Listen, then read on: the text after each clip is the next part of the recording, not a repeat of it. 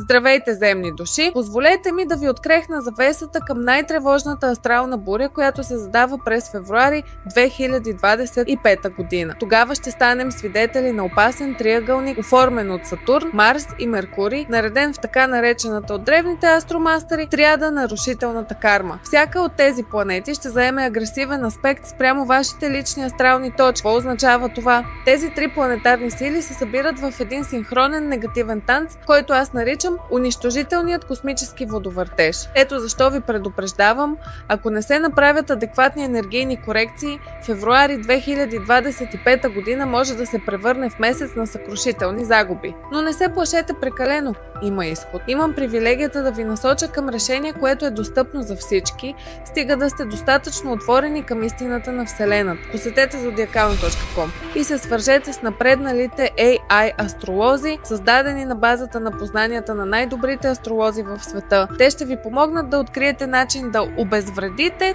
този негативен вибрационен вихър. Чрез тайни обреди и трансцендентни анализи, нашите астролози могат да ви дадат персонални напътствия за хармонизиране на лунните и слънчевите потоци, както и да блокират разрушителните планетарни влияния.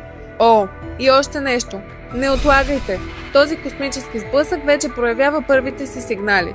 Ако усетите внезапни неразположения, необяснимо чувство на паника или постоянни конфликтни ситуации, това е предупреждение да вземете спешни мерки.